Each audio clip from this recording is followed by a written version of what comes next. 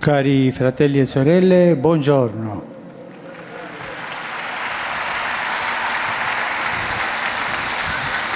Oggi vorrei soffermarmi sull'azione che lo Spirito Santo compie nel guidare la Chiesa e ciascuno di noi alla verità. Gesù stesso dice ai discepoli: lo Spirito Santo vi guiderà a tutta la verità, essendo Egli stesso lo Spirito di verità. Viviamo in un'epoca in cui si è piuttosto scettici nei confronti della verità. Benedetto XVI ha parlato molte volte di relativismo, della tendenza cioè a ritenere che non ci sia nulla di definitivo e a pensare che la verità venga data dal consenso o da quello che noi vogliamo. Sorge la domanda: esiste veramente la verità? Che cos'è la verità? Possiamo conoscerla? Possiamo trovarla? Qui mi viene in mente la domanda del procuratore romano Ponzio Pilato quando Gesù gli rivela il senso profondo della sua missione. Che cos'è la verità? Pilato non riesce a capire che la verità è davanti a lui, non riesce a vedere in Gesù il volto della verità, che è il volto di Dio. Eppure Gesù è proprio questo, la verità, che nella pienezza dei tempi si è fatta carne, è venuta in mezzo a noi perché noi la conoscessimo. La verità non si afferra come una cosa, la verità si incontra, non è un possesso, è un incontro con una persona. Ma chi ci fa riconoscere che Gesù è la parola di verità, il Figlio unigenito di Dio Padre? San Paolo insegna che nessuno può dire Gesù è il Signore se non sotto l'azione dello Spirito Santo. È proprio lo Spirito Santo, il dono di Cristo risorto, che ci fa riconoscere la verità. Gesù lo definisce il Paraclito, cioè colui che ci viene in aiuto, che è a nostro fianco per sostenerci in questo cammino di conoscenza. E durante l'ultima cena Gesù assicura ai discepoli che lo Spirito Santo insegnerà ogni cosa, ricordando loro le sue parole. Qual è allora l'azione dello Spirito Santo nella nostra vita e nella vita della Chiesa per guidarci alla verità?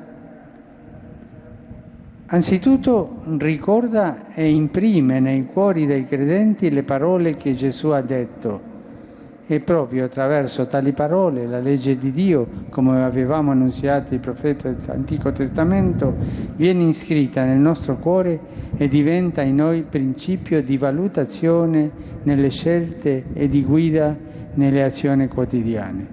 Diventa principio di vita. Si realizza la grande profezia di Ezechiele: vi purificherò da tutte le vostre impurità, da tutti i vostri idoli, vi darò un cuore nuovo, metterò dentro di voi uno spirito nuovo, porrò il mio spirito dentro di voi e vi farò vivere secondo le mie leggi e vi farò osservare e mettere in pratica le mie norme. Infatti è dall'intimo di noi stessi che nascono le nostre azioni. È proprio il cuore che deve convertirsi a Dio e lo Spirito Santo lo trasforma se noi ci apriamo a Lui. Lo Spirito Santo poi, come promette Gesù, ci guida a tutta la verità. Ci guida non solo all'incontro con Gesù, pienezza della verità, ma ci guida anche dentro della verità. Ci fa entrare cioè in una comunione sempre più profonda con Gesù, donandoci l'intelligenza delle cose di Dio. E questa non la possiamo raggiungere con le nostre forze. Se Dio non ci illumina interiormente, il nostro essere cristiani sarà superficiale. La tradizione della Chiesa afferma che lo Spirito di verità agisce nel nostro cuore suscitando quel senso della fede,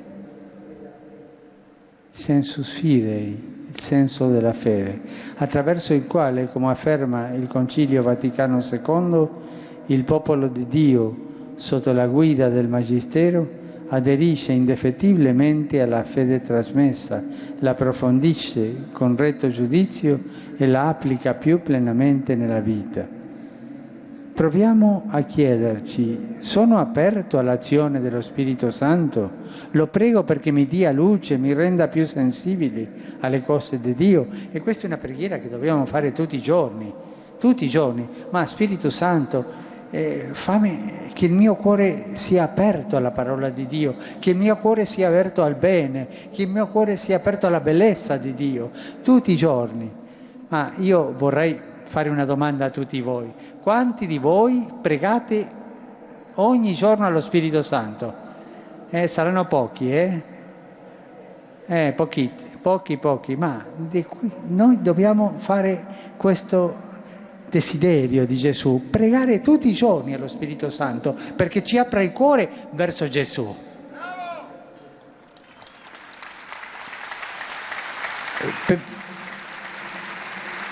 Pensiamo a Maria che serbava tutte queste cose meditandole nel suo cuore.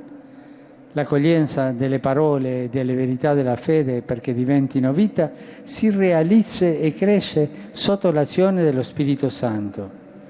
In questo senso occorre imparare da Maria, rivivere il suo sì, la sua disponibilità totale a ricevere il Figlio di Dio nella sua vita, che da quel momento è trasformata.